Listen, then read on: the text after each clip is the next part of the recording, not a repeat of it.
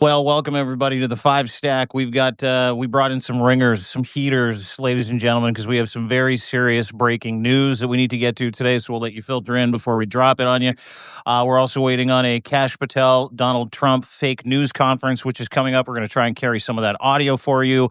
We have a bunch of shit to get to. Those ringers I'm talking about, we've got Danish intelligence officer Jacob Karsbo. He's going to join us to talk about the heat in Gaza, as well as what Denmark is doing. And what Denmark is doing is a warning to the free world. Also, the likelihood of war breaking out as the UN has taken the Neville Chamberlain approach, apparently, with Mark Rutte saying, "Yeah, we'll just escort the drones and the missiles back into enemy territory. No big deal." And we've also brought in another ringer who I fucking love talking to. He's got his own merch line now, No Kings, Lev Remembers. You can go to levremembers.org. You can get all this stuff. levremembers.substack.com. Ladies and gentlemen, award-winning whistleblower, author, former Trump fixer, Mr. Lev Parnas, ladies and gentlemen. Welcome, Lev. It's good to have you in the house. Yeah, nice to see you. Listen, before we get started, I want to talk about these shirts that you have, and I want to talk about this weekend. I put a post out about No Kings this weekend. You're going to a rally, as I understand it? Yeah, actually, we're deciding right now because here we got 3 rallies going. We have one in Miami, one in Broward, and one in Palm Beach. So it's going to be either between Palm Beach or Broward. Looks like Broward's going to be probably one of the biggest. And they're anticipating over 8,000 people showing up to just one of those rallies. Mhm. So we're going to see. So I'm going to put it out there. But yeah, I definitely encourage everybody to out there. Today I got my Lev Remembers shirt on, but go to levremembers.com. I got plenty of No Kings merch out there, hats, shirts.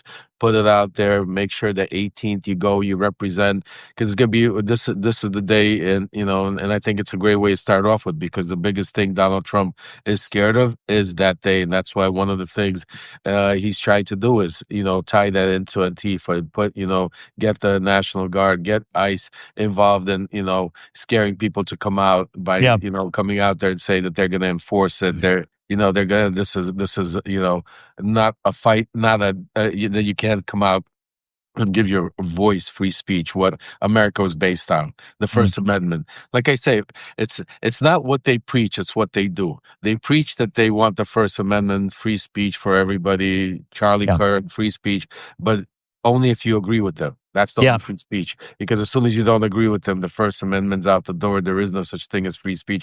To the fact that you're watching what's playing out at the State Department, this is everything. Shouldn't surprise any of you that follow us, that listen to us, that read the Substacks that we write, is because we've been telling you this is part of Project 25.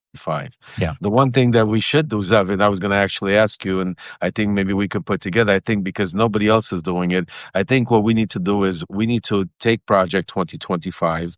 We need to dissect it, break it up to maybe into 5-chapter or 5-part type of thing, and let the people and break it down, because nobody's going to. That's a good idea. We should do a 5 seminar series of that. 7-part, whatever. I'm just giving you. If you could help produce it, because nobody better than you put that together. Like we did with the Epstein stuff. Do that with now Project 2025, where we'll do it together, and we'll come out there. And I think the people need to understand. And from there, we'll make some shorts.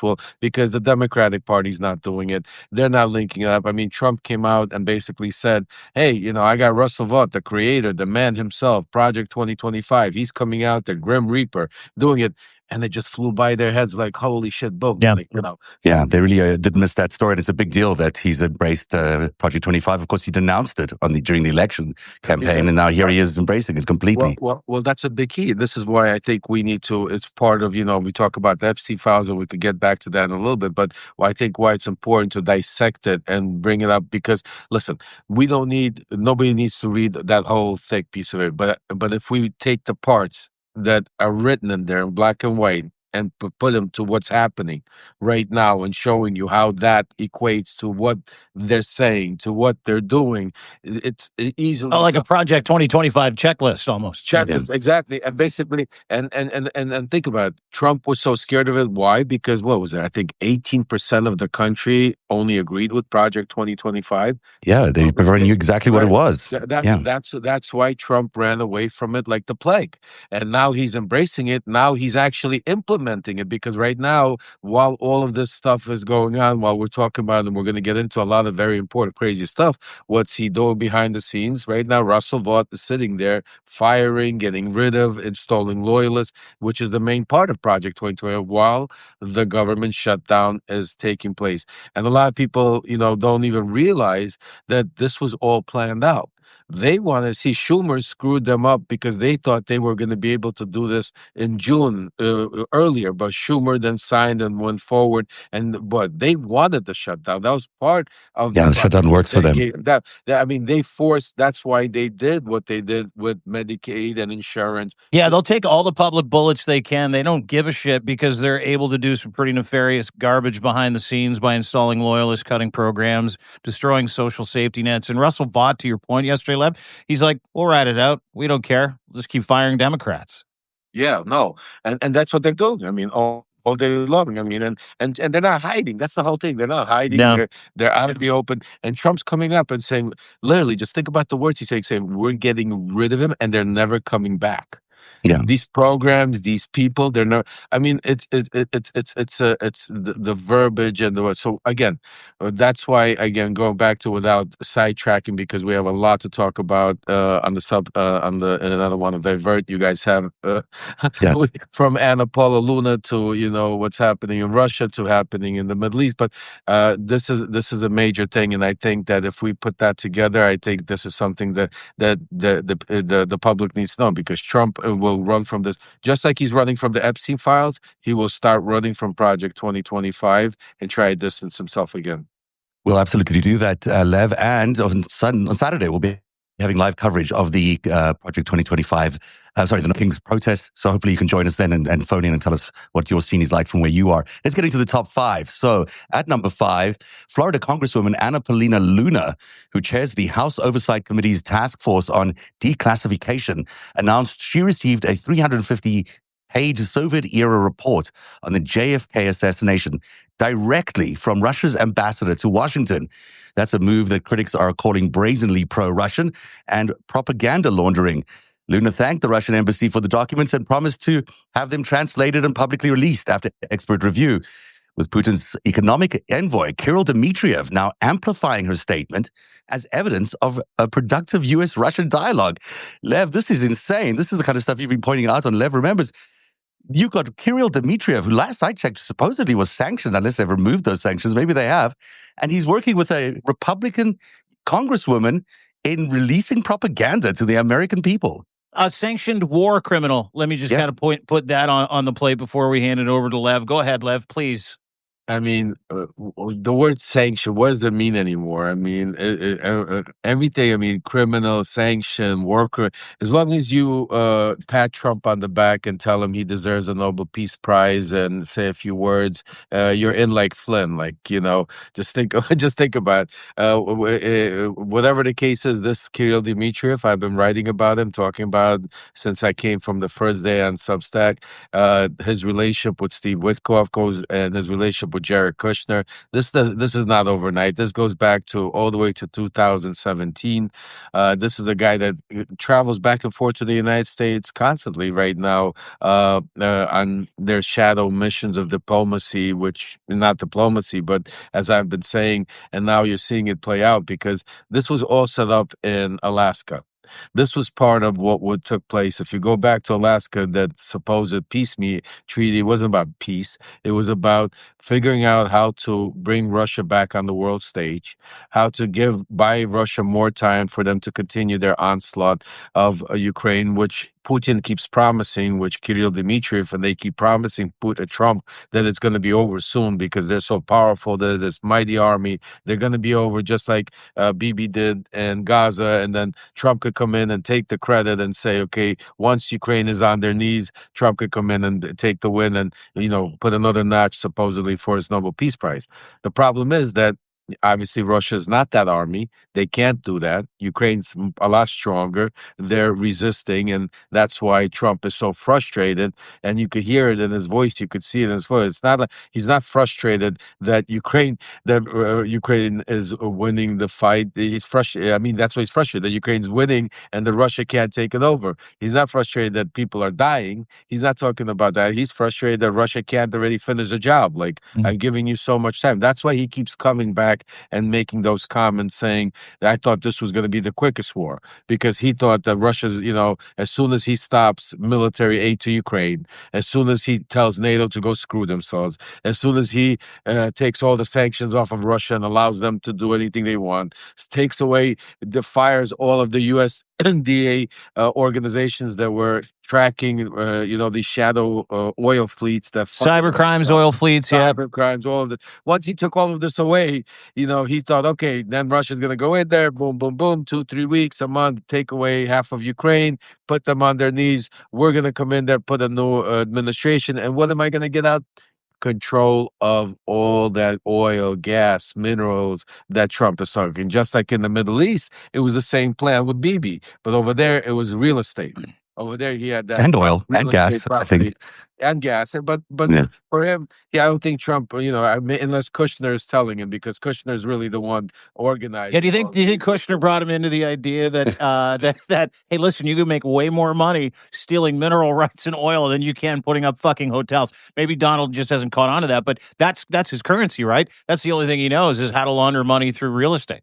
Right. Well, before that was all it, and this is why they opened his eyes up on the cryptocurrency, the minerals, I'm saying to you, and he still pushes real estate because he's looking at the Gaza, the Gaza Strip as a prime piece of real estate on the ocean, which in his mind he can't. You got see, it's hard for you to understand unless you know Donald Trump. Like, you got to understand. I mean, there's certain people, like, you can't teach an old dog new tricks. There's a reason why you have certain sayings, because his whole life was been about real estate. He considers it, he's not some kind of major, conglomerate businessman that's been involved in all. He's not a financial genius. Right. He's not. I mean, if everything else, just think about it. The only things we really still know him for is real estate. Because everything else, licensing and rinsing, right? That's it. Yeah, because everything else from casinos went to garbage.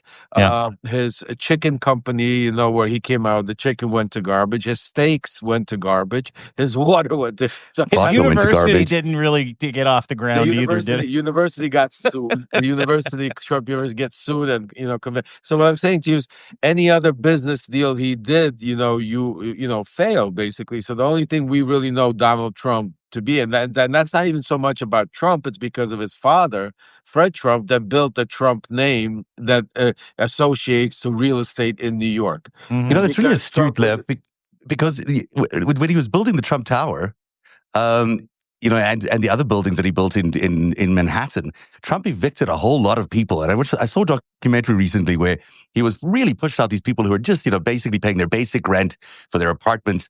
And he went in there and made a whole lot of people homeless, and then cleared the zone and built up his tower. He's basically still doing the same thing with Gaza. Only now he's got the use of the US government to bully his way into any negotiation, and then to clear out these people from their country, and basically turn it into a high-end resort for high-flying Russians, which is what it's going to be at the end of the day.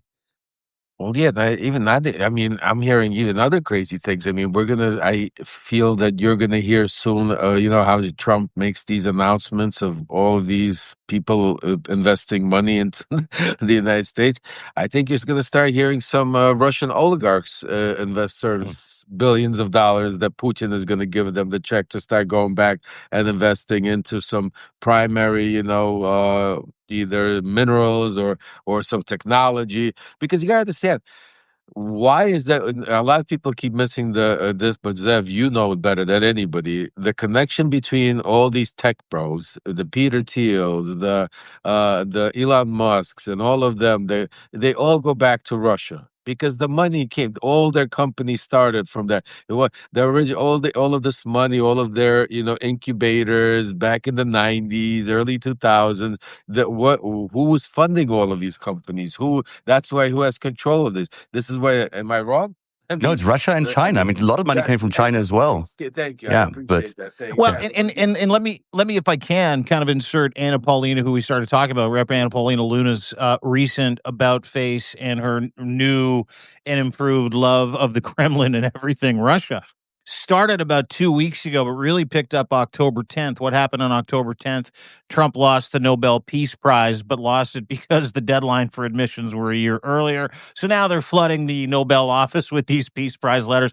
Javier Milei, the failed leader of Argentina, presented him one in a frame yesterday. And Trump's like, oh, that's great. You'll be in office as long as you continue to spread that shitty ideology across Argentina. So basically committing foreign interference on national television, which was great. But that's when this happened. October the 10th, Anna Paulina Luna retweets Donald Trump's tweet thanking President Trump for sticking up for him, for not winning the Nobel Prize.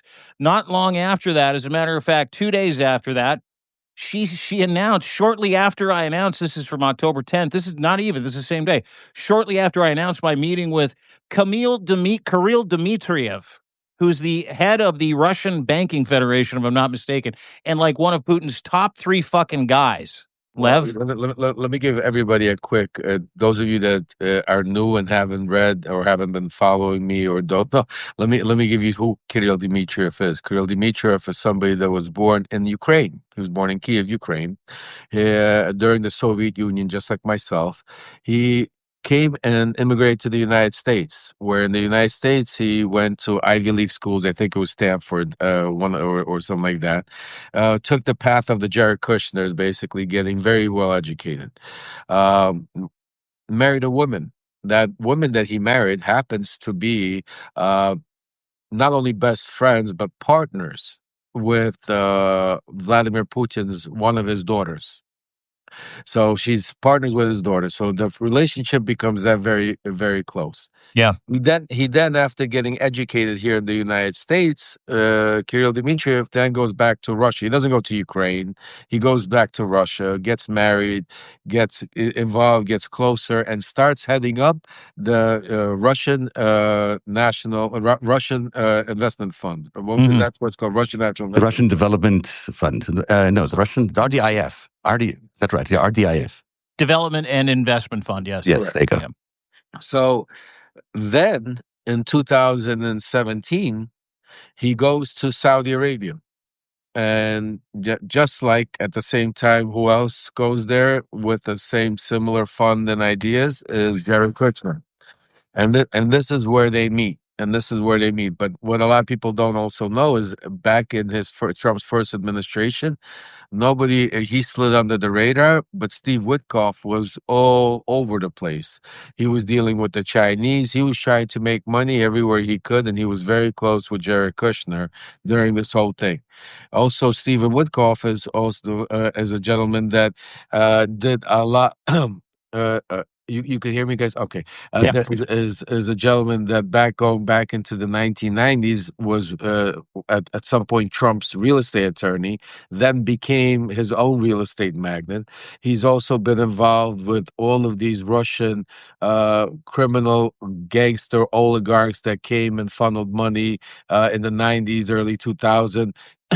He's even been involved, where I reported on, with a gentleman by the name of Taiwanchik, the Russian organized criminal that basically fixed the Olympics back in the I think early 2000s.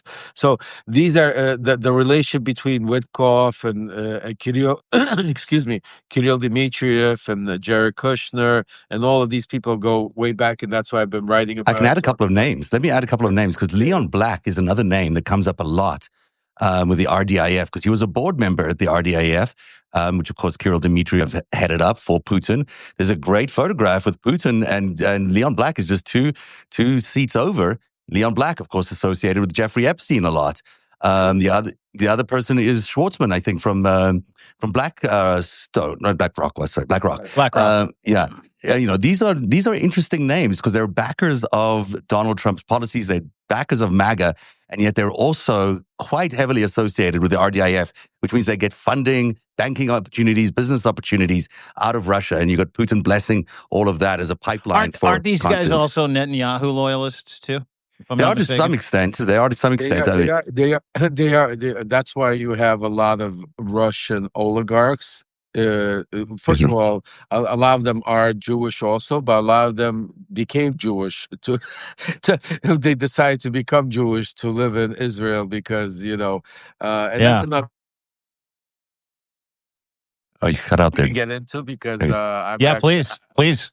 Yeah, I had a phone call because I was actually sent by Giuliani and Trump to help with the Russian and Ukrainian vote back then in Israel when he was running. So, No it's way. such an interesting thing.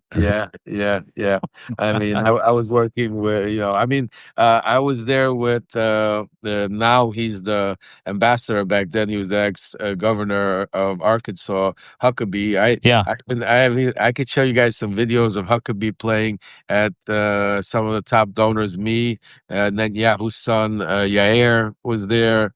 I mean, you there. Remember, I was really deep inside that world. I was really cool. There was no daylight. There was no daylight between you and all the people that we're talking about. I mean, we're reading tweets from Anna Paulina Luna. Sorry, Zev.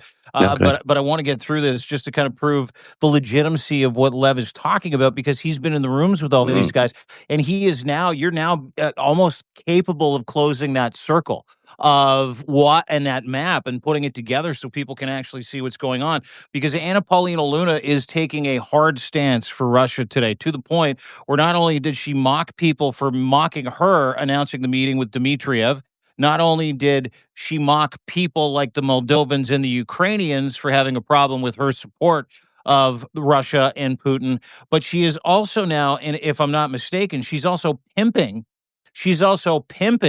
this file that she got back, which Lev talked about, that is thousands of pages long, saying that, and this is like ladies and gentlemen, just bear with me here. This is a sitting member of the House of Representatives of the United States of America who tweeted that she was waiting for a file to come from Kirill Dmitriev about the JFK assassination. Actually, it gets weirder. The story gets weirder. Let me just, if I may, for a second. She didn't get it from Dmitriev. She got it. She said she's got it from the ambassador. Yeah, the Russian ambassador. And Dmitriev now is coming out and retweeting saying, can't wait to see. He goes, I don't really know if that's true, if she got the KGB file, but well, let's hear what Anna Paula is going to release. Now, what happens also simultaneously, MAGA is going crazy because remember, they've been promised the release of the JFK files, which was a big dud. So now they're attacking because part of what she posted was that it's unredacted.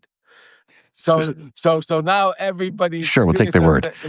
So that she used the word unredacted. So now MAGA is attacking her, saying like, "Wait a second, why are you even? Just open it up.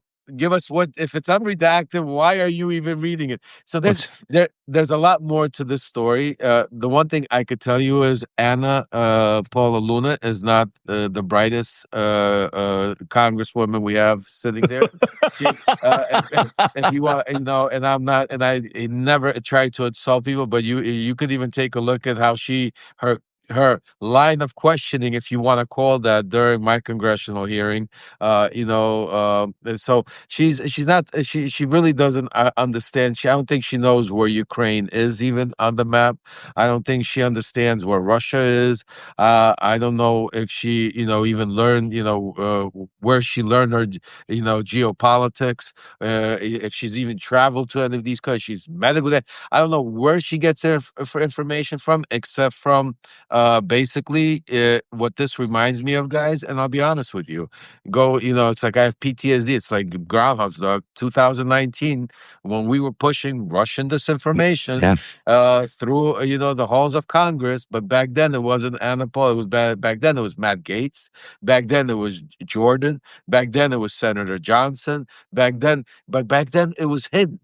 Back then, nobody would dare write, say, I'm a picture. Back then, I remember when I put a picture out of Senator Johnson, Rudy Giuliani standing together with Andrei Telezhenko, who happened to be a sanctioned agent who gave the package of Russian information. They all were like, no, no, no. Now you fast forward it 8 years later. So you've got they're doing it on Twitter. They're doing it on Twitter. Like Anna Paulina Luna's like, I'm receiving a package from the Russian ambassador and usurping that package by saying, oh, I'm going to just publish this and upload it from the fucking KGB and not listen to the CIA. But think about and I apologize to we're going to get back to, because I think we need to talk about the KGB, the CIA, and I think Zev needs to touch on it. But I just want to say this to you. Just think about the crazy part simultaneously, and this is what I want everybody to really. This is the most important thing. With every letter, I should start off to keep your eye on the ball, because these guys are like professional, con artists. Because right now, what is actually, if you in the morning, if you did not take a look at what was going on with Anna Paula Luna and all of this, Kirill Dmitriev, and you did not listen to us because the media is not talking about it, the press is not talking about any of this. What is the press talking about? The press is talking about how Pete Hegseth was today in Brussels, I think it was, or Belgium or Norway, and NATO defense ministers, and told NATO that we're about to sell you all this arms to Ukraine, and we want you to buy and give Ukraine all these arms so we could attack Putin. And Trump's coming out saying how we're upset with Putin, right? That's not what Kirill Dmitriev is saying. If you look at, that's not what Putin that's not what's really going on. Anna Paulina. I mean, what they're doing is they're talking about, if you look at trade, they're talking about trade. What normalizing relations? Yeah. What possible relate? That's what I said. That's why it's so important. And you know what? The sad part, I call them out, guys, all the time. I challenge them to debates. Name the place, any live, X, YouTube, Substack. We could go in Congress under oath. I'll raise my hand. You don't have to. I will. We could go whatever you want, whatever game you want to play. I used to tell that. I used to tell that to Matt Gaetz. I tell that now to Anna Paula Luna. I used to tell that to Marjorie Taylor Greene. I tell it to Senator Johnson. I used to tell it to McCarthy. I tell it to Lindsey Graham. All of them, and they're all scared. But what you're pointing out to is this notion of the Russian autocratic oligarchy and all those people being mainstreamed into America right now. So instead of this propaganda as you used to do, handle it through the back door of Congress, through some people, then they'd launder it and bring it out as narratives that the Americans could digest, if you will. Now, Anna Luna is doing it in front of everybody's eyes. She's getting it from the Russian ambassador, unredacted, which means, of course, it's written for her. It's written for consumption by the American audience, for the American audience. And to be published to the American audience. Yeah, so it's obviously not real. I mean, maybe some of it's real, but some of it's obviously designed to frame somebody. And then she's going to, openly admitting to meeting Kirill Dmitriev, of all people, who was one of the people who, interfered in the 2016 election to get Donald Trump elected. So you've got all these people who used to be on the outside, who used to be, unmentionable people in proper circles in Washington, D.C. These people were outsiders. They were sanctioned. They were, considered enemies of the state. Now they're being welcomed into the House of Congress, into the House and the Congress, and with open arms by Congresswoman Luna. I mean, it is beyond belief that this is happening. This mainstreaming of these oligarchs. Co-signed and boosted. Let's just have a look at Kirill Dmitriev's Twitter feed. I mean, this is fucking unbelievable. I didn't know who Kirill Dmitriev was until I met Lev. I started to follow him. And then before we got on, he's like, go have a look at his account. And I'm like, oh my God. Kirill Dmitriev, 2 hours ago, supports Special Envoy Steve Witkoff, calling American news about Witkoff stepping back from the Trump administration, quote, fake news, Dmitriev says. keeps attacking Steve Witkoff, his success, his perseverance, and peacemaking. That's what warmongers do. And there is a laundry list of these tweets where Kirill Dmitriev, who's apparently going to be very soon under attack of U.S. weapons, by the way, that they have been promised to the Ukraine. So let's just fucking put that on the back burner for a second. Is so afraid of this regime, this Trump regime, this terrible Western regime. He's so afraid of the threats from the public threats from the Trump administration that he's supporting them and telling them that don't believe anything they write about the Trump administration. They're the best. That's just one tweet. He's now tweeting about JFK dialogue and supporting Anna Paul Luna and her tweet. And now he's co-signing about Russian ambassador to the United States handing over the Russia. This is in the last 3 hours. So, like, I mean, every sign that we see, this is like literal corruption out in the open, but it's also whitewashing, sane-washing, war-washing out in the open. And this is a plan. It's got to be a plan, because while we're hearing the drumbeats of war, tomahawks, Pete Hegseth's in Brussels, he's like, firepower's coming. That's what's coming. Kirill Dmitriev, who's Putin's right-hand guy, doesn't seem too scared. That's what's really coming. Kirill Dmitriev is really going to be, I could guarantee you that Kirill Dmitriev will be here in the United States meeting with Anna Paula Luna before any tomahawk reaches Ukraine. I think it's true. I can bet That's true. Everything, whatever you want to have on that. That's first of all.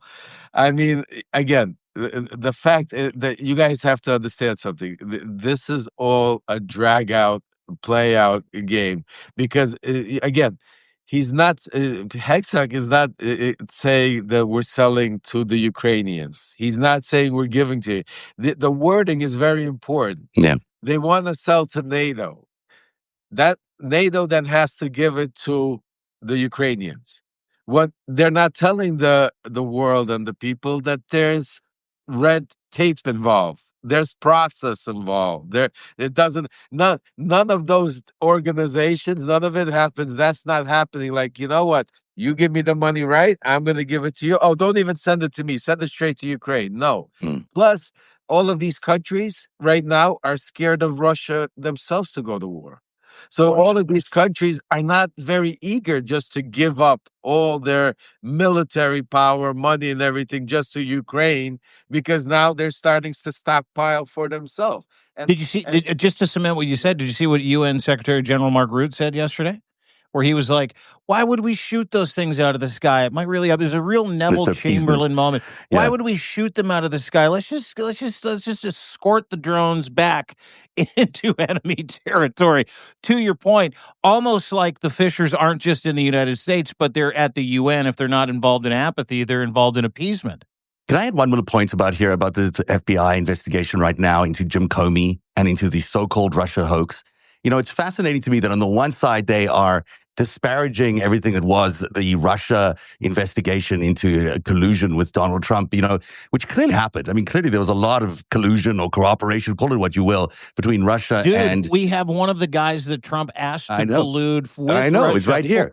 Right on the So on the podcast. one hand, they're saying that hoax is a hoax, that whole thing is a hoax. On the other hand, the very fact that they're allowing Kirill Dmitriev, who's a target of that investigation, who the FBI investigated for colluding, is being welcomed into the front doors of the US Congress. I mean, this is the narrative killing that's going on here, the narrative laundering that's going on here is unbelievable. They're rejecting the truth and allowing this, this criminal basically to walk into the doors of the US Congress. Listen, guys, again, I'm going to give a simple thing. Watch the body language, watch the actions, watch the movements, forget about what comes out of their mouth. They're professionals. Take a look at how when Steve Witkoff is in Moscow. Take a look when Steve Witkoff is around Kirill Dmitriev. Take a look when they're in Alaska. Take a look at the videos, the pictures. If you haven't I'll put them out again. They're all over my Substack. I've been talking about it for months now. Take a look at Jerry. Reverence. Yeah, I mean, you just have to understand. And also, little key important parts. Do you really believe that Donald Trump is going to go bomb Vladimir Putin? right after Vladimir Putin came out and said that the Nobel Peace Prize Committee should be dismembered because Trump should have won, and then Trump thanked him for it.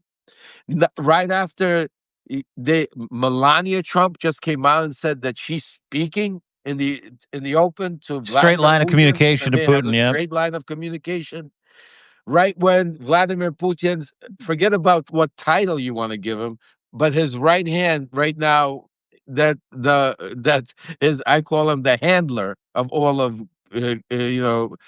coming to the United States to meet with Congresswoman Paula Luna, that are praising him every single day, every single moment. Huh? Just think about with all of that. And Trump is going to come out and all that start World War III. He's going to come out and attack him. Let me just put it to you this way. Mark my words.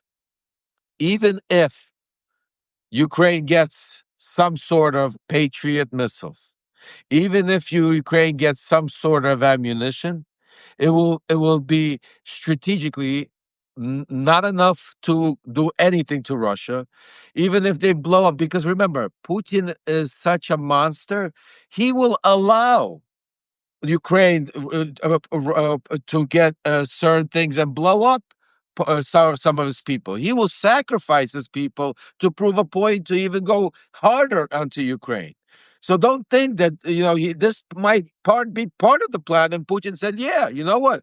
Give him a few patriots. Let them hit us, so we could retaliate even harder." Because this is what these people talk. But in no way, shape, or form, I want you to understand that, listen to any of the media when they say Trump is doing a 180. Oh, we're going hard. Just think about it. Instead of talking about Polo Anna Luna, Kirill Dmitriev, the JFK, that our sitting congresswoman is about to release KGB, propaganda without vetting it, without getting anything that will contradict our CIA, and get the MAGA machine to push it. And not talking nothing about. Instead, they're talking about Pete Hegseth, NATO. We're about to start sending the Patriots in. NATO, we started off with 6 countries. Now we got half of NATO countries agreeing to give. It was $2 billion. All of these words are great, but these were the same words they used For months. It's always delay from this administration. That's all they know about Putin, and that's the way they deal with him. Can I read you a note that Anna Paulina Luna put out October 8th, 2025? Yeah. On presidential letterhead, by the way, Lev, you'll like this. I'm sure you've got some letters with presidential letterhead on them. This is October 8th, 2025. And to Lev's point, to Zev's point, all the Evs that might be on this Substack Live, the normalization and the attempt to normalize post-Alaska, this is fever pitch shit that not one single fucking mainstream media outlet covered. Not one. Let me read you this letter. October 8, 2025. I've officially confirmed a meeting with Kirill Dmitriev, special envoy to the president of Russia, for later this month. It is important not just for my fellow Americans, but for the world, that we continue to foster a relationship and conversations of peace and trade between Russia and the United States, as President Trump is openly qualified for. Our two countries do not need to be enemies. Guys, we don't need to be enemies. Allies in trade benefit everyone. There you go. I know I am not the only member of Congress or American who believes that maintaining this open dialogue is essential. So she takes one for the team. Lev, to your point, as elected officials, we owe this not just to our own people, but to humanity, to ensure the talk of peace and willingness to extend an olive branch be maintained and never ends, as war is the default of a failed policy. My colleagues and I look forward to this meeting. That requires a response from you, Mr. Parnas, because that is a woman who is openly sane-washing war crimes on behalf of her boss, Donald Trump, and his boss, Vladimir Putin, in my mind.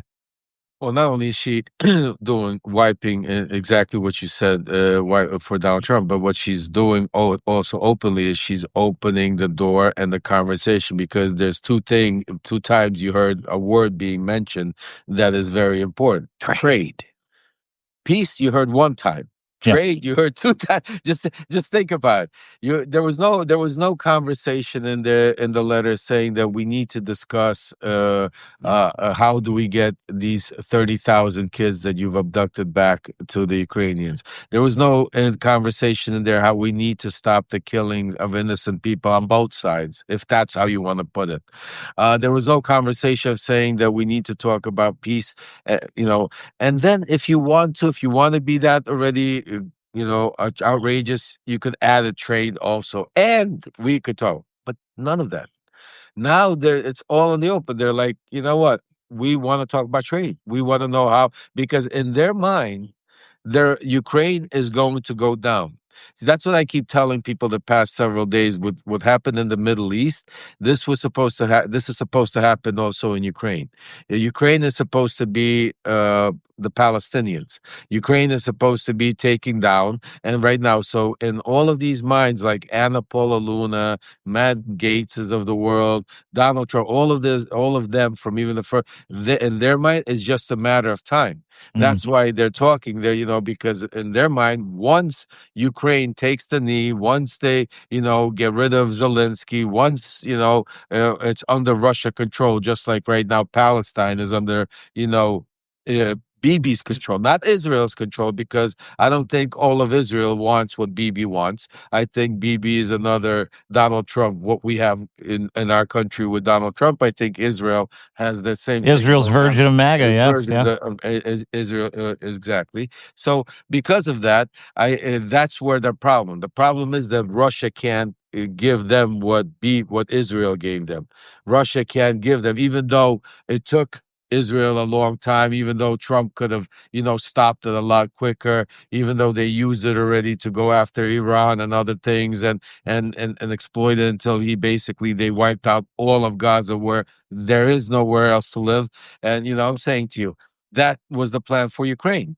And that's why Trump says that he thought Ukraine is always going to be easier, is because he was always told that Russia is so powerful, and with the Middle East, he thought he would get a lot more pressure in the Middle East of allowing Bibi to do what he did. Which the Qataris and everybody else sold out, and because of what the back end deals they did with Trump to allow him and Bibi to do what they wanted to do in the Middle East, and the Saudis and the Qataris. That's why he went into that Middle East thing. But in Russia, he couldn't get that done because Putin and Russia is not that same army, the Soviet Union, the same, so that's why he's frustrated. He's frustrated that it's taking so long, that he can't announce it, because he understands. Look, Donald Trump is not stupid, folks. He understands very well that Zelensky, the Ukrainian people, are not going to take some deal. He understands that the Europeans are shitting bricks with that Russia's going to go in, that they're not going to just allow some kind of deal. That is why he keeps playing this game, and that's why he's keeping a relationship with Russia. If Donald Trump, for 1 second, was upset with Vladimir Putin, because I know Donald Trump very well. So I'm going to tell you, folks, if Donald Trump was upset with Vladimir Putin for 1 second, trust me when I tell you, Kirill Dmitriev would not be flying over here to meet up with Anna Paulina. That's a very good point. Trust me when I tell you, Steve Witkoff would not be going to meet up with Trust me when I tell you he wouldn't be standing in Israel saying that Jared Kushner would have. Trust me when I tell you he wouldn't be praising. Trust me when I tell you Melania would not be. I could keep going on and on, folks. So what I'm trying to explain to you, that the fact that he is, just even watch his body language. I'm not even a body language specialist. I mean, and you could sit there and tell how frustrated he gets. Yeah, The war that should have taken 3 days, it's taking him now 4 years. Like, yeah, I mean, he should have got. It's like he's upset that it didn't take him 3 days. It's like he's upset that Yeah. he's still going, because he is, because he wants Putin to already take out Ukraine so he could get a notch, say the war is over. I won this, now this is war number 39. Give me my Nobel Prize. Here I get a Nobel Prize. But the key part is now we open up the trade, because think about what trade can we possibly have with Russia right now? We have zero. I mean, what are they going to sell us? We're 20. By the way, the United Oil, States is oil. 29th on the list of trade partners with the United States of America. Right, Yeah. that's what I'm saying. What are we gonna trade? Matryoshkas? What are we gonna trade? Like, Caviar? Caviar. Like, I'm saying to you, no, what we're going to trade, and this is what the plan is, once, in their mind, they take over Ukraine and they get all of these minerals that have been promised. Now we could trade. Now we could also America should be part of the Nord Stream 2 outlet, which will be part of overseeing. Just like, see, just think about everything you're seeing play out in the Middle East is in their plan supposed to play out, but over there in Eastern Europe. Just like Trump is saying, I'm going to control oversee the building, rebuilding, reorganization, this peace committee where Trump's involved. Same thing is going, because what happens if Russia takes over Ukraine? Russia takes over all the energy cycle in Eastern Europe, folks. Yeah.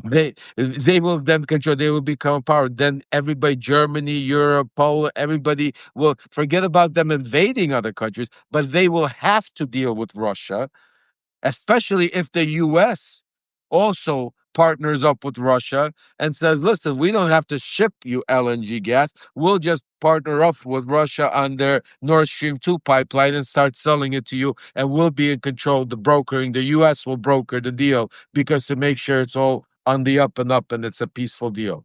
And of course, there'll be war after this. I mean, they are already, and we'll talk to Jacob. We're still talking to Jacob later on in the show, or I hope what's the so. plan We here? might not. Might have to move to tomorrow. Yeah, Okay. yeah. Because, the threat of war is that Russia will continue, as they've been doing, to, now they've got their F-16s, whatever they are, flying over Finland. They've got, in Estonia, they've been approaching a bunch of, let me just get the story up here so I can give you the exact details. But, there are war drums in Europe right now, to the point where it's clear that Russia intends to attack NATO countries. And they're testing the limits right now on how far they can go. And in today's news, we've got these incidents where you've got both Finland and, I'll give it to you right now, 3 Russian MiG-31 fighter jets brazenly violated Estonian airspace for 12 minutes on September the 19th, the 4th such incursion this year, with transponders off and ignoring all communication attempts as Italian, Swedish, and Finnish jets scrambled to intercept, while Estonia simultaneously shut down a border crossing after spotting Russian troops in unmarked little green men uniforms. Remember the little green men from Ukraine crossing into Estonia? NATO defense ministers are meeting today, as you mentioned earlier on, to discuss what these responses are. But Mark Rutte, as you point out, saying, why do we have to shoot these things down? Why would we blow up these planes? Because they're coming over into our territory. And the same thing is now happening in Finland, which has closed all land crossings with Russia, because they've been seeing a sort of a drone wall, is what they're calling it, being built up by the Russians in making incursions into Finland. So you've got a lot of activity along these other countries that are NATO countries, which could lead us to a world war. Well, this is the key, and I want to say to you, this is all part of psychological warfare. Russia can't attack all these NATO countries. They don't want to attack them. They don't want to go to World War III. This is all part of Russia wants to get back on the world stage. How do we know Russia that? wants to get. This is part of Russia, Putin and Trump's game plan of putting this out. Because what is it making NATO do? First of all, they understand that by Trump coming out and making that statement saying, "Will you back NATO if we knock down one of these Russian planes?" And what was his response? Depends. See, that's an important difference. So because of Trump saying depends, Russia knows, and that's part of the plan. That was that recently, Lev? Because a couple weeks ago he was like, "Yeah, shoot him out of the sky. Who cares?" No, that was at what's it called? It was the same statement. He said, yes, absolutely, shoot them down in the sky. And then he said, but it depends. Yeah. No, he said they should shoot him out of the sky. But when they said, will you support NATO? He said NATO should shoot him. But when they said, will you support NATO? Will America be? He said, depends. See, that's the wording, and that's the important part, because Putin ambiguity. Yeah, well, Putin knows that Finland is not going to go shoot down, Russian jets. They don't want. They're not going to be the first one to start the war. They know that none of these countries are looking to do it. They're not, that's why he's not sending them over Turkey. If he sent the planes over Turkey, Turkey shoot them down in a heartbeat, and he knows that because Erdogan's a different beast. Yeah. He's testing it.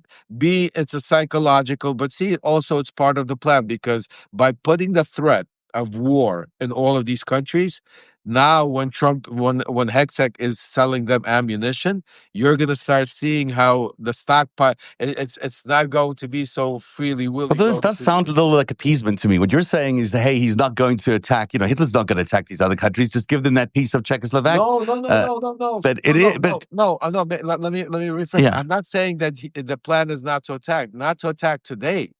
Yeah. Today he's not attacking. He's not. He can't take He can't take Ukraine. Right. Attack NATO right now. You Yeah. know what I'm saying to you? He's not going to attack. He doesn't. He's the bully that wants to threaten to the point to get to once he's powerful enough. The overall plan, 100%. The overall plan is to take over Ukraine, rebuild, strengthen up, get back on the world stage, get Trump the legitimacy between the United States, then go after Poland. In the meantime, take over Georgia, take over others. Yeah, absolutely. Moldova, Transnistria. And then maybe in 10 years or 5 years or 20 years or whatever, after he controls all the energy and everything, go after Germany, England, and Europe. Little green men in Estonia. I mean, that is exactly what happened in Ukraine. These are Russian soldiers basically making incursions into Estonia. But there was a difference. See, the difference is back then when these little green men came in, Ukraine had zero money. Ukraine was basically had no military. Ukraine was in a disarray, and there was nobody even standing up. You see, Putin is smart. Estonia is not Ukraine 2014, 2 days after the Maidan situation. He understands. Right now, let me maybe be clear, and I'm not saying that he does. I don't want to take the threat away that Putin doesn't want to invade Europe. Absolutely. Let me be clear. Not today. Because today, and I've been, and I have, trust me when I tell you, really good sources on this. Part of what's happening, this is a plan that's been orchestrated, that's being planned out on both sides of the field. What Trump is doing, what Hexec is doing, what the responses, they're putting NATO, they're putting European allies and Ukraine into certain positions of certain ways that they can or cannot react because of the way Trump will or will not support. But in the meantime, they're continuing. So you're not gonna see tomorrow Putin. Again, this is a dangerous game. That's not to say that somebody doesn't, all it takes is one of those fighters to press the button, knock a plane out, or something happens. Over the wrong international border. Yeah. Absolutely. And here we are, 100%. You can't take any of that out of the equation.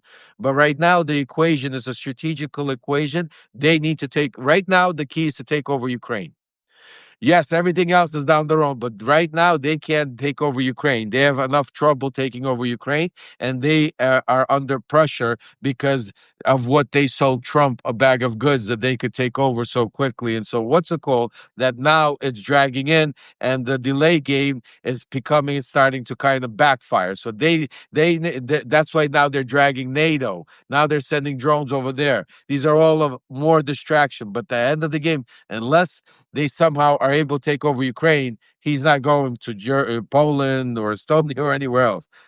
Yeah. I'd love to take Jacob in here, actually, because it would have been very instructive to hear what his response is. Because he says that Eastern European intelligence chiefs are all saying what the Danish are saying, that there's extremely high risk of a major escalation of a European or NATO Russian war. I would love to get Jacob. No, unfortunately we can't. We can only do 3. Yeah, I know. And I'm dying to get him on, and I know he's watching.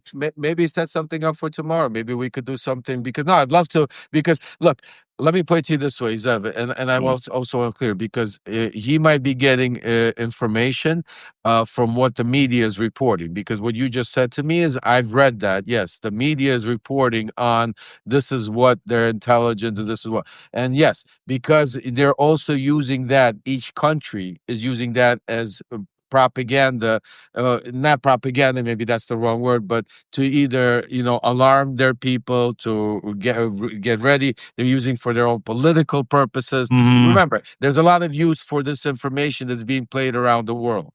But what I'm telling you is I'm telling you stuff that is like really from inside where the real game is. What really is happening, like literally right now. And that's why if you think what I'm telling you, and if you connect the dots to what's really happening on the playing out right now, you'll see that it all makes sense to you. Because trust me when I tell you that right now, Trump, just think about it. What would Trump do if right now Putin attacked?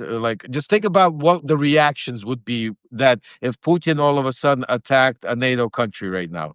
Who would it benefit? How would it benefit Putin? How does it benefit Trump? If you can't figure out how it benefits Trump and Putin, it's not going to happen. So and without sorry, I don't mean to interrupt, but without the benefit of some kind of skirmish, without the benefit of shooting something down, without the benefit of any of these incursions leading to something that Putin or Trump could lean on to point at a NATO country to say, you just shot down a Russian plane as you shouldn't have. I mean, you're starting to kind of see the game plan in regards to what Putin's trying to do in terms of sending drones into Poland, 19 of them, 22 of them. Same thing with Denmark, same thing with Germany. I mean, I think different. No, Poland's different. See, this is where because you guys have to tell me why. See, this is very important because you got to understand that all of the geopolitical players in there. Poland is different than Finland because Poland, first of all, there's a lot of history of hatred. Yeah, Solidarnosc. Yeah, solidarity movement. And Ukraine also, and a lot of Ukraine. But also Poland is very infiltrated by Russia. Russia still controls most of Russia, all of the heads of Polish energy, Polish, leadership is still heavily Russian influenced and Russian controlled. And there's a major constant fight inside of Poland for that. So Poland is somewhere where they would respond to Russia out of those. I think if out of all of them, you and the other reason is because Poland has American troops in Poland. Mm-hmm. Poland also, that's why, Poland would be, that's why I don't see, that's a dangerous one with Poland, say as far as responding. But for Estonia, they've been real supporters of Ukraine, right? They've been providing a lot of the weapons to Ukraine, a lot of the support. You take out Ukraine or you engage Ukraine in a war against Russia, they're going to offer less support to Ukraine. They're going to be involved in their own defenses. They're going to be, once you start weakening the opposition by going into, see, I found you something. So that might happen, No, but that's you're 1,000,000% right. That's exactly what this is. And that's why what you saw today. Just think about what's playing out. So you got Russia scaring all of these NATO countries that they're going to attack. You have all of these sources and reports coming out that all of these countries are worried about an invasion by Russia into them, World War III, whatever you want to call it. Simultaneously, now you have Pete Hegseth in Europe saying, "Hey, we're going to sell you all these weapons." But to you, to NATO, to all you countries, and that we want you to give it all to Ukraine. But in the meantime, you're also being threatened by Russia. So you guys have to make the decision of what you're going to give, how you're going to give, when you're going to give, what's going to happen. But we want you. It's all, you know what I'm saying? You think it's optics, but I think it's real. I mean, I think that they've, the Finnish have in fact posed their border crossings with Russia. They are, they're preparing for mass evacuation of Finland or the major centers in Finland. If something happens, I mean, they're certainly escalating their defenses. Of course, they're going to need weapons, and of course, the United States wants to sell it to them. But the truth of it is, this is not. Look, he attacked Ukraine stupidly, but he did. He's going to attack somewhere else as well. His goal is to re-establish the Soviet Union empire that he's said many, many times. It's his goal.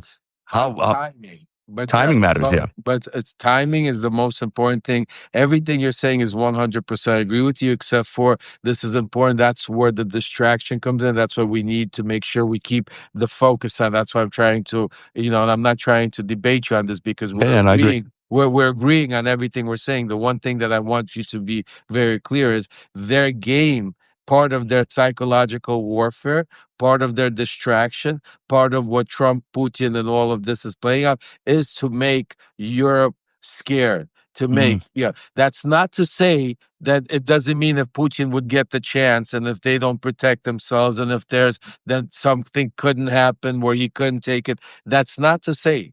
But the plan is not to go in and invade all of Europe right now. Russia Yeah, I can't do handle that. it. Yeah. The plan, right. And the plan is not to escalate. The plan is to right now use this, what you're hearing, and throw these distractions. Because you also have to keep in mind the propaganda machine, as big as you see it's the Russian propaganda machine playing out here in the United States now. This is only recent because of Trump. We're allowing it to be. What this type of propaganda Russian machine in Europe is a lot bigger. They have a lot more resources in European countries, a lot more money, a lot more. They bought and they have a lot more control over media, a lot more control over social media. In every country, Telegram is the number one fucking app in Europe. A lot. So what you're seeing here is nothing compared to what you see their manipulation over there. So this is part of, and that's why I'm saying to you, this is part of the game. Yes, to get everybody scared, to get everybody worried, to distract, to take away the attention away from Ukraine, because at the end of the day, that's what I'm trying. The main thing is, unless he could take over Ukraine, he can't move on to other places because he can't, unless he's planning on doing a real World War III where the United States is going to help him. China's going to come. I mean, like it's possible. I mean, listen. If that happens, it's over with. We're not going to be sitting here, And I can't. The one thing that I don't think about and I don't talk about is World War III, because if that happens, there's nothing to talk about, folks. We are in such a nuclear powered world right now that if tomorrow China, Russia, all these countries again, it doesn't matter. There's no domes to protect us. Yeah. It will be the end of the world. Everybody said. So that's why I'm not going to that route, because I don't believe that we're nowhere near in that position, because first of all, you got Trump and Putin on the same side. So as long as you got Trump and Putin on the same side, there's not going to be a World War III, because Trump won't allow other countries to do certain things. He won't, just like Putin. I mean, just like he's not allowing them to do now. I mean, just think about the simple thing. Trump turns around. Those of you already know Trump a little bit over the years. When Trump wants to do something, when Trump all of a sudden wanted to be at Charlie Kirk's birthday to give him the Medal of Freedom, he traveled the whole way around the country, did it, and he was there to do it, right? So when Trump turns around and says, "I want Zelensky, I want you to shoot inside of Russia. I want you to do it." You don't think Trump could make just like that and have all of a sudden some patriots sent over so he could just do it? I Of mean, course. just that's what I'm saying to you. So it's the actions that you're seeing play out. This is all in the meantime, more legitimization of Russia. Eventually, you're going to see what they're going to push, and I hope I'm wrong. Again, I want to be wrong. I don't want to be right. I don't want my sources to be wrong. I don't want, but what you're going to eventually see start playing out is not only normalization between Russia and America, but you're going to see Trump push that towards Europe. Well, you're starting to see it now. gas, I mean, it's and all not of it's not that. eventually, Lev. It's like Anna Paulina Luna is literally conducting Exactly. meetings in a public fucking PR campaign on behalf of the Kremlin, on behalf of Vladimir Putin, and she's a sitting member of Congress. It's not a matter of you're going to start seeing it. We're fucking seeing it right now, my man. No, and what I'm saying to you is what you're seeing here, multiply it by at least 10 to 20, what goes on in Europe. I'll give you an example. I mean, what the money that it's like we talk about the money that was washed, Russian Putin money through his oligarchs that was washed here in the United States. If I had to just guesstimate, which I hate to do, I like to deal with facts, but I'd say it's probably not even 10% of the money and the control that they put into Eastern Europe, Yeah. into London, Paris. Well, you see it in the unrest in all uh, those countries too, right? Like, I mean, you see it in the unrest in France, you see it in the unrest in England, the anti-immigrant shit, the Brexit shit. I can't even tell you the amounts of money, and the important parts from Georgia, listen, Poland, Estonia, Moldova. those countries, forget about it. People like, and I was with, I'll give you an example. Like, I was with one of the most powerful guys, working for Trump, Dmitry Firtash. I mean, let me put it this way. They own all the newspapers through third, fourth world offshore corporations. It's not like America here. It's, you don't get to know exactly who owns what over there, and I'm not talking about, okay, the UK or the, but you're talking about Estonia. You're talking about all of those little countries, the Baltics over there. You're talking. I mean, I. I can't even explain to you the control that Russia and their oligarchy that has control over the manipulation that is being played in the media and then and the world around there. And it's happening here too. I mean, what we're looking right now, the Paramount and Skydance big merger, the CBS takeover, it's included in there. What's going on with CNN? It's almost like the oligarchs in America, in North America, have taken a page out of Putin's oligarch take over the fucking book, right? Because they are the same oligarchs. Trump. That's exactly what Trump. That's what Kirill Dmitriev and Kushner and Witkoff combined have told Trump to do. He said, "Let loose, put together your own group of oligarchs. You have him." He said, "Don't go against him." That's why he put together. That's why he's, what is he? He got the head of AI. He has Elon Musk. He has Bezos. He Ellison. Zuckerberg. Zuckerberg. He even put, what's his name? Barron on the board of TikTok. No. I mean, no, but whatever. He brought them all in there, and now he made them kneel, just like Putin did. No. He brought all these oligarchs in, sat them down, and said, "Look, you're either going to do what I tell you, play along, or I'm going to take away your companies, or I'm going to put you in prison." This is exactly what Putin did, and now he has his own oligarchy. And think about what he did when he went to the Middle East. He took them all with him. They all flew with him to the Middle East. After he made his speeches, they all went and did business. When he went to the UK, he all went with him to the UK, just like Putin. So now, basically, and I said that, this is not the first time we said that. Donald Trump is a student of dictatorship. And now he's bringing it to the shores of the United States. He's learned what Putin did. He's learned what Xi did. He's been learning. And he has people around him like the Stephen Millers, the Russell Vaught's, and, I call them handlers, like the Susie Wiles, that are out there really behind the scenes implementing. And to him, it's just in the morning, just like he did The Apprentice, he wakes up with a script. His script is to go out there, get in front of the media, go and be as aggressive, as ruthless and destructive as you want to be, because at the end of the day, he's not running shit. He doesn't know shit. He's probably doesn't, not even feeling up to it. They're pumping him with God knows what through those IVs. That's why you see his hand like that. So, what I'm saying to you, at the end of the day, the real danger that's happening is what Russell Vaught right now is. Cut out there, Lev, but that's really what's going on. This just to bring it full circle to Anna Paulina at the beginning there, we talked about the opening of the door of all these Russian officials that should be sanctioned. You got the idea the trade is going to be opened up with Russia. That's not the first time we've heard about it, but it's the first time I've heard about it from a congresswoman. Anti-Ukrainian sentiment and a lot of it. Yeah. All the propaganda that's going to be flooding in from the Kremlin directly into the House and Congress. This is a takeover of America as we know it. I mean, this is not business as usual by any stretch of the imagination. And then you add on top of this all the skirmishes around Russian borders with Estonia and Finland, and you've got a very fraught situation in the world where you got to believe that tension has never been higher than this in the last 80 years.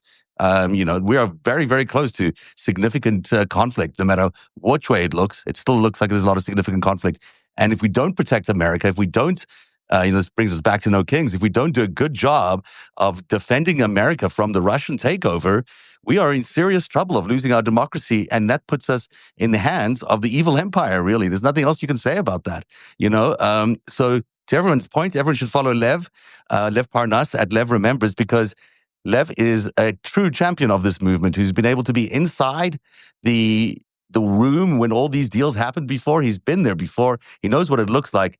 And now he's championing a whole movement to try and end the Trump regime and to try and end all the takeover of America by these Russian puppets that basically have taken over the White House. So Lev Parnas is a must follow at Lev Remembers. Check him out. It's great reading, and you always have the best sources. This story about Anna Luna Polina, or whatever, I said it wrong. You don't know. You got it. Yeah, Anna Paulina Luna. Yeah, that's the way she goes. Anna Ski, Paulina Ski, Luna Ski. Yeah. Got it. I'll just add the ski then. And Lev wrote a story for me today. I hadn't seen it anywhere else. I saw it only on Lev Remembers on Substack. People should check it out if you haven't subscribed yet. Of course, you all have, but keep spreading the message. Share this content. Share his content everywhere. It's the kind of content you don't see elsewhere in the news at all. So that's one follow. And of course, the other follow is deanblundell.substack.com, where we get a lot of our stories from the FiveStack every day. Dean is a true hero of mine because he's nonstop. Unbelievable how many hours of TV, of Substack, whatever you call this, you do every day. Yeah, too much. Where it melts your brain, like to the point, and Lev knows it, because he and I will talk during the day, and Lev will be in the middle of like a television show, and he's writing notes, and he's talking to me, and I was like, you're like, and you and I talked about it one time. I was like, how much fucking content can you consume in one day to distill it to people? But it's our pleasure, isn't it? Yeah, I was gonna say, and the number one, make sure to follow Zev, because the way Zev Shalom brings it, nobody does it. The way he produces it with the information and the way Epstein reporting, and make sure to subscribe, because we're gonna put together this Project 2025 breakdown. Me, Zev, and Dean, we're gonna put together. We'll see how many parts, but we're gonna break it all down to you. And before I go, if you guys don't mind, I want to do a little plea, not for me, but for the people of Ukraine, because one of the subjects since we spoke about. Oh, by the way, dude, we had a great day fundraising for what you're going to talk about yesterday. It was amazing seeing so many people come in after we jumped into the podcast. But please tell everybody how they can keep Ukrainians fed and warm this winter. Yeah, I appreciate it. So one of our partners from Voice from Ukraine, Alexander, has a GoFundMe that we've set up, that he is now going to be going to Kharkiv and places where it hit the hardest during this campaign, and bringing him aid, much needed aid, which is from heating pads to sanitary stuff. But I don't know if I put it up here. Did it come up? I don't know. Not yet. No, but please do. I saw a video clip that he posted earlier on, and he was dropping off supplies to a school, I think, that had just been attacked by a missile 20 minutes earlier or something like that. Dude, Alexander Bolier's balls are so big. This guy has just effectively said, I could die tomorrow. I don't give a shit. I'm going to go help people. Yeah. And Alex and the Voice of Ukraine and the Substack Live that Lev does with Alex is some of the most incredible content you can take in, where you see a man who shifted his entire life responsibility to being and becoming a hero for the Ukrainian people, just to give life to them, just to keep them warm, just to keep them fed. So sorry, Lev, I didn't mean to interrupt you, but I wanted to. No, God bless you guys. I mean, I really appreciate you helping with the platform, because again, it's not for us, especially everything we're talking about here. The one thing, the important thing I want everybody to remember is that at the end of the day, there are real people that are dying. There are real children that are being, taken away from their families. There are real people on the front line fighting. We're talking about tomahawks and drones and missiles and stuff. But at the end of the day, and that's why when Alex comes on and when we do the straight from Ukraine, you hear the actual sirens, you see the actual bombs, you see the people getting displaced. So this, at the end of the day, it's not a show, it's reality. And that's why what Trump is doing, Putin's doing, is just, we shouldn't be talking about trade. We should be talking about war crimes and, holding people accountable and getting these over 30,000 kids that have been taken back. But we can't do everything at once. We can't stop the bombing. We could do all we can, and that's why what we can, the little that we can do, is a lot. By doing the GoFundMe, by your support, by being able to bring this aid that Alex does. Remember, Alex has been doing this since the first day of the war in 2022. He could have left there, taken his family, but he decided to stay. He decided to do it, and he's been working with all these organizations, from Global Energy, a Global Empowerment Mission, to the Howard Buffett Foundation. So he's been delivering aid. That's all he's been doing. I mean, to the front lines. You saw some of the videos, some of the pictures, going into places where nobody would even go. I mean, finding people underground and delivering food and aid to them. So that is his mission, and that's what he's doing right now. And that's why, with the support of everybody here and everybody that helps out, just God bless everyone, because really, really important now to try to be ahead of it, because winter is coming, and the more we could get the people prepared, it's not only the soldiers on the front line, but it's also all the displaced families, all the kids, all the elderly hospitals that are getting hit. So I just wanted to make sure that we sometimes, because we talk about it as news, we talk about it but there's tangible need. ways. Yeah. But there's Yeah, people are actual real dying. people. Yeah, there's actual real people. There's actual real kids right now crying because they've lost a loved one or a family. There's actual, mothers, and they're losing their loved ones. And there's actual people right now that haven't taken a shower in months, or eaten in days, or or sitting in dark, and it's getting very cold now and freezing. So all of this is extremely important. So again, all of those that you can, please, anything, $1, $5, $10, anything counts, anything matters. And for those of you that have contributed, God bless you. Thank you. Like you said, Dean, yesterday was great. Lots of people joined up. We got, I think, 10 or 15% going already. So we're on our way there. Let's get them as quick as possible. Get Alex out there delivering the aid, and you know what we need to do, family. Let's do it, guys. Let's do it, family. Let's do it, family. I love that. Let's do it. We know what we need to do, family. That is my friend Lev Parnas, levremembers.substack.com.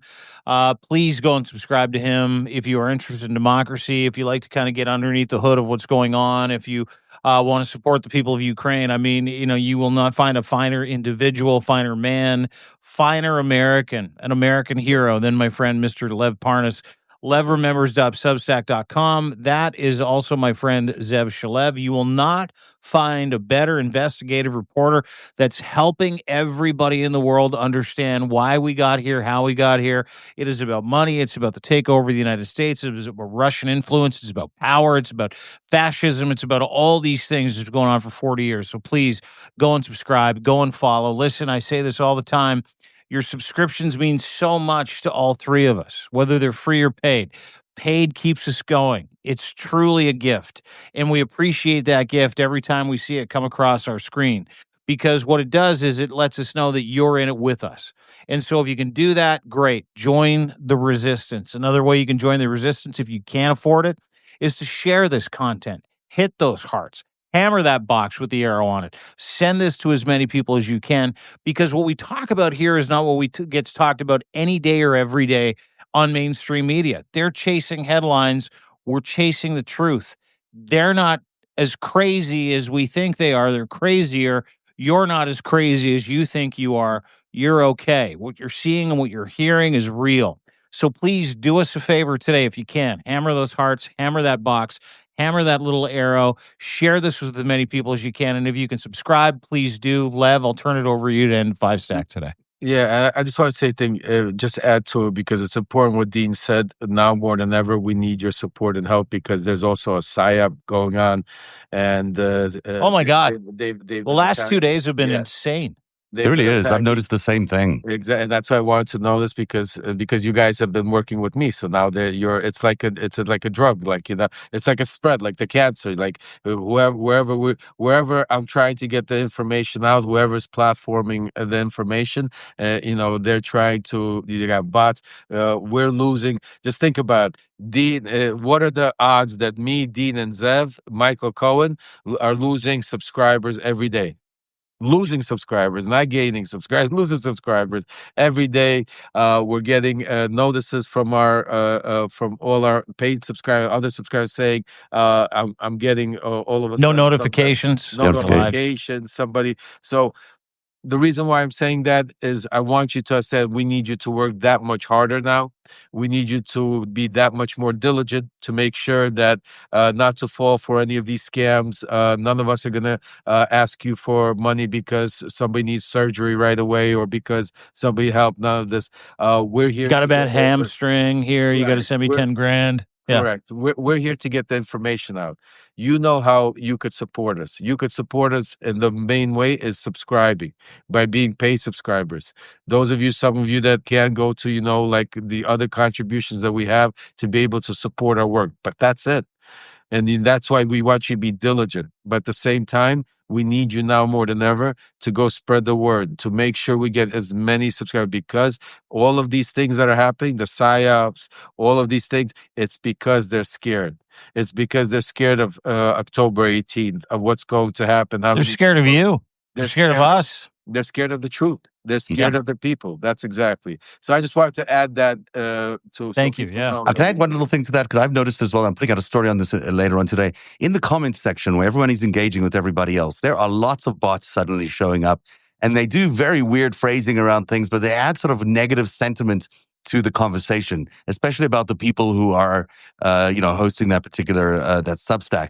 So you'll find, people are just questioning things a lot more. The idea is to plant something, a little kernel in someone's brain that maybe this isn't the, very, very successful, believable stack that I used to think it is. Maybe it's a little questionable. And so they do that in a repeated basis through thousands of bots, through thousands of posts, sometimes from real people, sometimes through machine learning. But these comments are not always real people, real followers subscribing and commenting. They're there to sort of poison the well a little bit. And people need to be on the lookout for that as they're looking at all the comment section on all three of our Substacks. Yeah, absolutely. And you know what? Send Substack a letter. Send them a note. Tell them you're not getting notifications. Tell them you're being unsubscribed. All those things that we're talking about today. Be relentless. That is what this time in history requires, is for you to be as relentless as humanly possible, to go out there and to take all that stick-to-itiveness and to say, why am I not getting service? Why am I not getting the information that I signed up for? Why am I not getting tagged into these conversations? Because there is a push. I can't tell you if it comes from Substack. I don't know where it comes from. I see it on Twitter. Lev and I connected on Twitter the other day. I've lost hundreds of followers over the past several days. And keep in mind that has never happened. And it's not because of a lack of content. It's not because of a lack of intuitiveness. It's not because of a lack of trying to do what makes Substack great. It's because this is now the last line of defense for so many people. I think we just lost Lev, which is okay because I think his phone just died. But I will say this, is that it is the greatest pleasure of my life to be able to show up here every day at 3:00, to be able to disseminate information to you that you cannot get anywhere else, to be in Canada, to feed this into the United States, into 138 different countries, to be able to talk to you about the things that you want to know what's going on because you are so inundated with the flood of bullshit that if we can get an opportunity to be able to help you, it helps us. So I want to thank everybody for being here. I want to thank you for joining into the 5-stack, which turned into a 1-stack today. But I also want to point out we'll be back again tomorrow at 3:00. I'm going to see if we can repair our relationship with Jacob Carspo as soon as we're done here. Danish intelligence guy who we absolutely fucked. And I'm so sorry that we did. Their Danes are important. I know. The Danes know what time it is. And I apologize. We had a UN Security Council guy we've had on the show so many times. Wonderful individual, Jacob Carsborough. We'll try and bring him back tomorrow for you guys, provided he's as gracious with us as he always has been. And he's Danish, so I'm sure he will be. But thank you for spending your time with us here today. Thank you, Courtney. Thank you, Sass Ryder. Thank you, Kat. Thank you, everybody. Oaths Matter, PJ, everybody that has joined today. If you can go and subscribe to what we do, if you can gift a subscription to somebody, great. If you can't, just share it. Just share this content with as many people as humanly possible. Bring people to the platform, join the resistance, and join us as we kind of continue this journey of trying to keep you informed. Because as I say all the time, we are you, you are us, and we're happy to serve you, and that's why we're here. What a great way to end the show. Thank you, Dean Bloodell. Thank you, Lev Parnas. And we'll see you again tomorrow at 3 o'clock. Thanks, everyone, for being here. Have a great day. And what a great show, Dean. Good one. Thanks, guys. Bye.